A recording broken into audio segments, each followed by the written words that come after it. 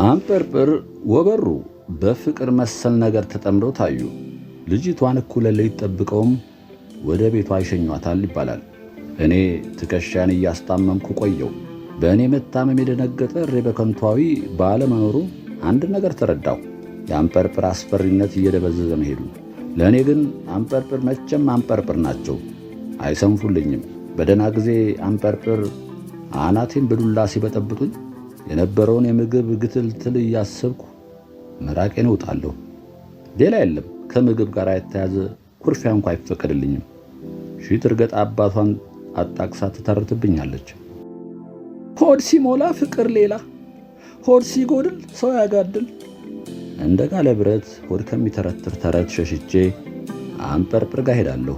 ጥቂት ቆሎና ጥቂት ጠላ፣ ብዙ ዳቦ፣ ወጥመዳቸውን እያወቅሁ ዘው እንድል ሆን ብለው በልጃቸው የሚያስረጉኝ እየመሰለ መጥቷል። በእነው አጋደልክ ሲሉ በነገር ተቀበሉኝ። ትከሻዬን በዱላ እንደነረቱ ይጠፍቷቸው ነው። ብሶት ብሶት ሲሰማኝ የአንጰርጰር ተረት ከቦ እንዳውሬ ጥርሱን ያገጥብኛል። ያገባ ወንድና የታሰረ አንበሳ በብላሽ አገሳ። እውነታቸውን ነው። ማግባት መታሰር ነው። ከሁለት መታሰር አንዱን ነበር የመረጥኩት። 6 ኪሎ የታሰረ አንበሳ ብቻ ለምን ይጎበኛል? እንደኔ አይነቱም ያገባ አንበሳ መጎብጨት አለበት። አንጰርጰር ከንቱ አፍን እንኳ መግዛት አቅቶ ያስቸግርሃል። ይልቅ ወሬ እንዳያመልጡት። ምን ዛሬ ሰዎች ሰብሰብ ብለው ስለ ፈረንጆቹ ጠለፋና ስለ መሬቱ እያወሩ ነበር። እናማ ፈረንጆቹ ለምን አንጠልፋቸውም?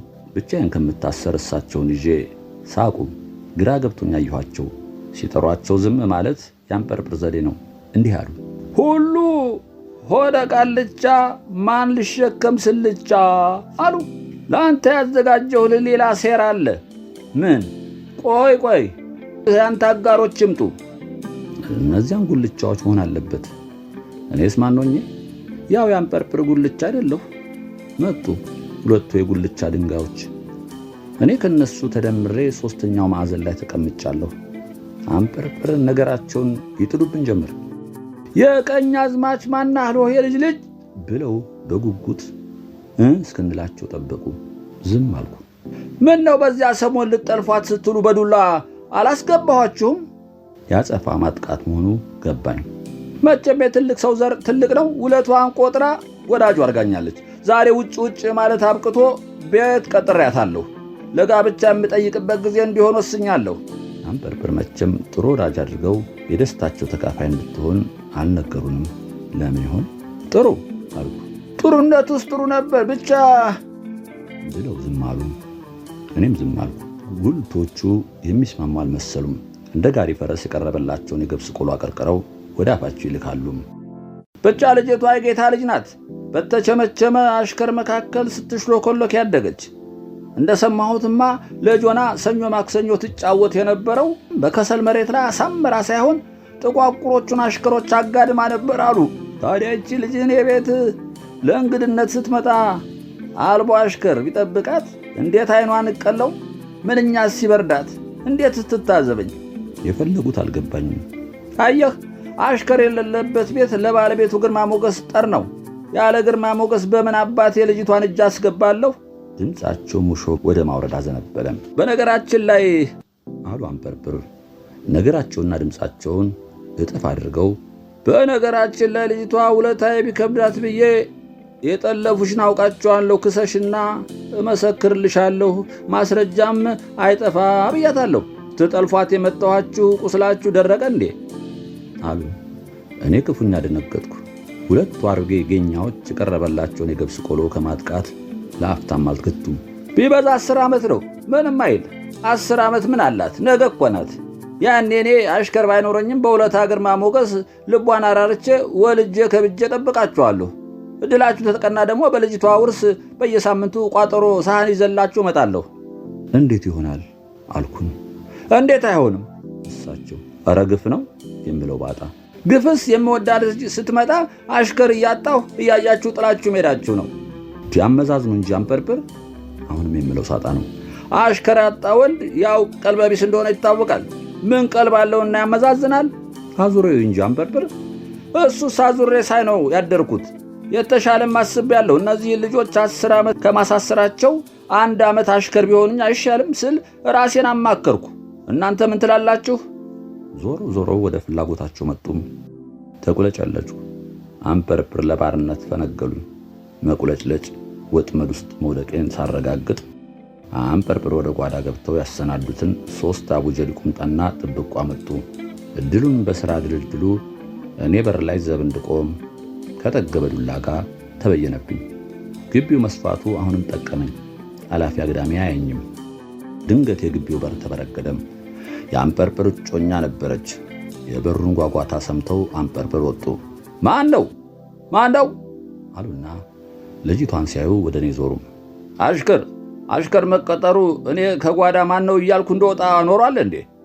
ልጅቷ እየተገለበለበች መጣም አንበርብር አፍንጫ ስትደርስ ፍሬን ያዘች፣ አፈጠጠች። አንበርብር እፍኝ ጥሬ ያከሉ። አንቱ ምን አይነት ቅሌታም ነዎት? እርሶ አይደሉም አባባ ጋር አማላጅ የላኩት? እኔን ይመኛሉ? እርሶ ትንሽ እንኳን አያፍርም? የልጅ የለዎትም? የጭፍንና የልባሙ ጸብ ትዝ አለኝ። እንደ ልባሙ ልብ ራቃቸው።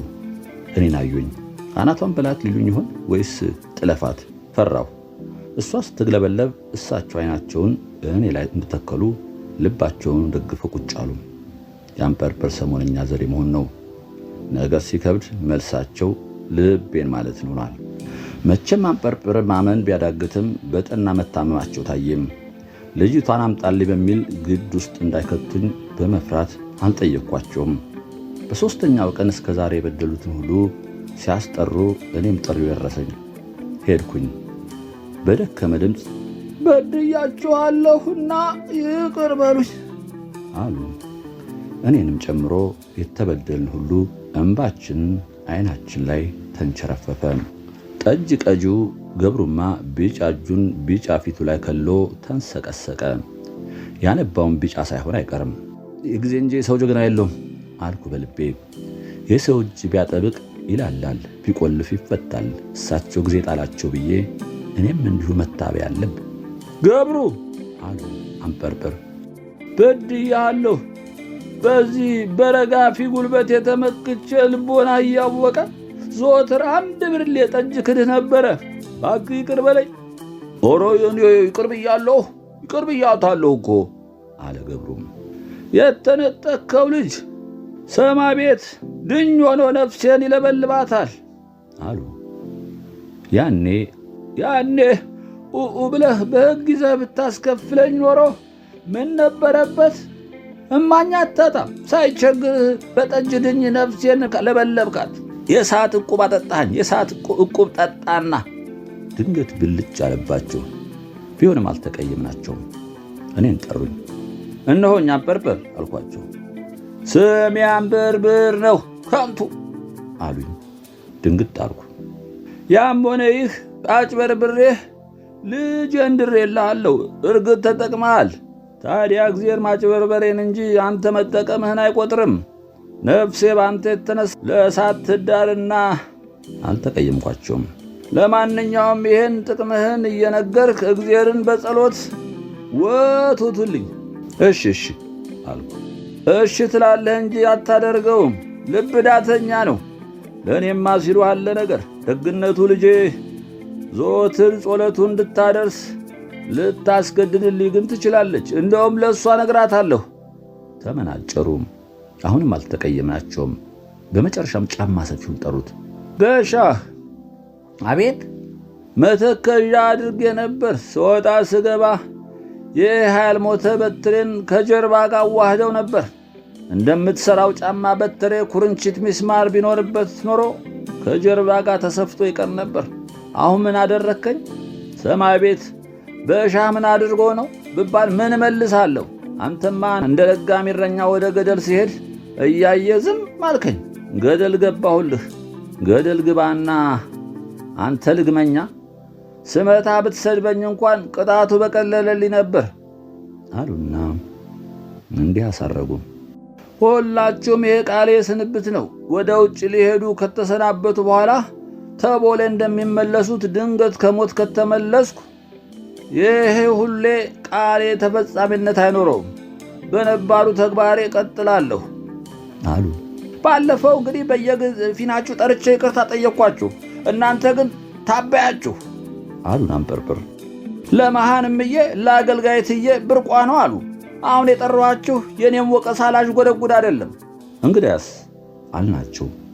እኚህ ቆጭ ባራ የሆኑ ሰውዬ ምን ሊሉ ይሆን? ራእይ አየሁ። ምን? አዎ ራእይ አየሁ። የሪ በከንቱ ሰው ጉድ ለመስማት አቆብቁቦ አልጋቸው ዙሪያ ተኮለኮለ። አንበርብር ውሉ ባለየ መንገድ በእግዚአብሔር እጅ ተይዘው 2 ሳምንት አልጋ ቁራኛ መሆናቸውን እናውቃለን። እኛ የማናቃቸው እግዚአብሔር በሳቸው በኩል ለሪ በከንቱ ሕዝብ መልእክት መላኩን ነው የማናቀው። አንበርብር በአንድ ጎናቸው በተጋደሙበት ትከሻቸውን ቀና አድርገው ትራስ አጎረሱና ስላየሁት ራእይ ከመመስከሬ በፊት ራእይ ምን ማለት እንደሆነ አብራራለሁ አሉ። ደግ ይሁን አልናቸው። እግዚአብሔር በ3 መንገድ ሕዝቦቹን ይቀርባል።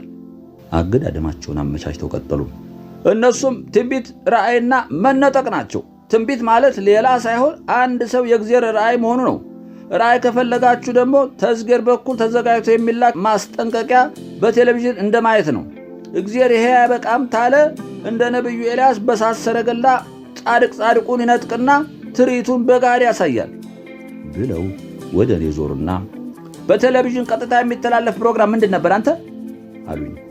ላይቭ አልኳቸው። መነጠቅ እንዲያ ነው። የእግዚአብሔር ራእይ ለስላሳዘህ እንደምታየው እግር ኳስ አይደለም። የሚታይበትን ሰው ይመርጣል። ንጹሕ መሆን ተገቢ ነው።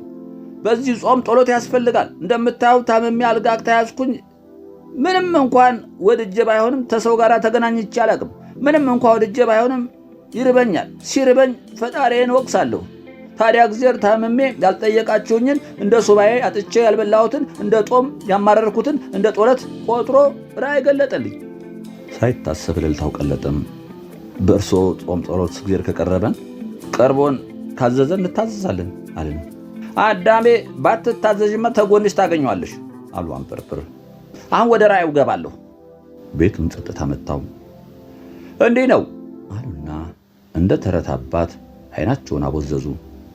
አንድ የብርሃን ብልኮ የተጎናጠፈ ሰው የመላእክት ጋሻ ጃግሬዎች ይዞ እዚህ እኔ ደጅ ግራዋ ስር ቆሞ ጠራኝ። የትኩሳት ቅዠት ነው አለ አንዱ ልብ ያላልኩት ሰው። የእግዚአብሔር ራእይ ነው ቅዠት? የመምተኛው ቁጣ ተናነቃቸው። አልተኛው። ቅዠት እኮ ተኝቶ ነው። እንዲሁ ነው በጋር ይታይ። ይቀጥሉ አለ። ተውኩት፣ እንዲያውም ተውኩት አሉ በገመምተኛ ኩርፊያ። ተለበኑ፣ ቀጠሉ። በኋላ የአብርሃን ድርና ማግ የተሸመነ ብልኮ የተከናነበ ሰው ሲጠራኝ አመነታሁ። ና ወዲህ አንበርብር፣ አትፍራ፣ ጸሎት ተሰምቷል፣ ጾምህ ተመዝግቧል አለኝ። እንደሆኝ አልኩ፣ እንደ ውሻ እግሩ ስር እየተንከላወስኩ። መቼም ለፈጣሪ ውሻ መሆን አያስነቅም። ብድግ በል ዋሾ አለኝ። የሰፈር ሰዎች አንበርብር የሚሉ ለምን ሆነና አሁን ታስመስላለህ ቀጣፊ አለኝ። አያችሁ፣ የተበስተጀርባ የምታሽሟጥጡት ስሜ ሁሉ እሱ ዘንድ ደርሷል። ለማንኛውም አባት አስቸጋሪ ልጁን እንደሚወድ እግዚአብሔር እኔም መውደዱን አሳየኝ። መዛበቱን ትተው ይቀጥሉ። አንድ ሰጋጋ ድምፅ ነው። አመት አላወራ አሉና ቆጣ ብለው አንበርብር አለኝ እንደ ሐምሌ ነጎድጓድ በሚያስገመግም ድምፅ። የጎረቤቶች ክፋት አንተን አነጻህ። ታመህ ባይጠይቁህ ርቦህ ባያበሉህ ሰላላ ድምፅህ ፈጣሪ ደጅ ስትንፋቅቅ ደረሰች። ለማንኛውም አንተም የእግዚአብሔር ሰብል ነህና መታጨጃ ደርሷል። ወደ እሱ ትሰበሰባለህ። 3 ቀን ያለ በሽታ ቆይተህ አነጋጉ ላይ ትሞታለህ አለኝ። እና ሊሞቱ አለ የሪ በከንቱ ሕዝብ። እውነቱን ለመናገር እኔ ግን ደስ አለኝ። የተበተቡኝ ነገር ድር እንዲህ መበጣጠሱ መድረሱ ታወቀኝ። የሪ በከንቱ ሕዝብ ለሬስ አታልቅስ፣ ለራስ አልቅስ አሉ። እንዴት? እኔን የጎዳችሁ መስሏችሁ ሳትጠይቁ ይቀራችሁ። የታመመ ሰው መጠየቅም አለመጠየቅም ከበሽተኛው ጋር አያያዝም። እግዚአብሔር ነው ያልጠየቃችሁትን። የራእዩ ምልክትም እዚህ ላይ ነው። ሂድ ንገራቸው የተባልኩትም ይህንኑ ነው። የሪ በከንቱ ሰው ታመም የጠየቀኝ፣ ተርቤ ያበላኸኝ፣ ታርዤ አለበስከኝ ይላል እግዚአብሔር። እግዚኦ አሉ እሪ በከንቶች። አዳሜ የት ትገቢ ይሆን አሉ በገመምተኛ ዛቻም። ከእንግዲህ አንበርብር ወኪሉ እግዚአብሔር ነው አንበርብር የበደለ እግዚአብሔርን በደለ። አንበርብር የተተናኮለ እግዚአብሔርን ተተናኮለ። ለአንበርብር ያልታዘዘ ወደ እግዚአብሔር ላይ ጠመመ። ይኸው ነው። የእሪ በከንቱ ሰው የእግዚአብሔርን አፍ ያገኘ መስሎት አንበርብርን በመልካም ምግብ ጠቀጠቀ። የሚፈልጉትን መጠጥ እየጠየቀ ጠመቀ። የአንበርብር ሲከፋቸው እግዚአብሔርን አስቀየምኩ እያለ ተንቀጠቀጠ። እግዚአብሔርን የሚያስተናግደው የእሪ በከንቱ ነዋሪም የድርጊቱ መልካምነት ጊዜውን ልብ እንዳይለው ጋርዶበታልና የአንበርብር ሽኝት ከ3 ቀን አልፎ 3 ሳምንቱ ደፈነም። ይሄኔ ከኔ በስተቀር ማንም ልብ አላለው። ያበቃለት ችግሬ ከአንበርብር ጋር በእሪ በከንቶች እንክብካቤ አንሰራራም። የእሪ በከንቱ ሕዝብ ደሜ ባንተ ላይ ነው።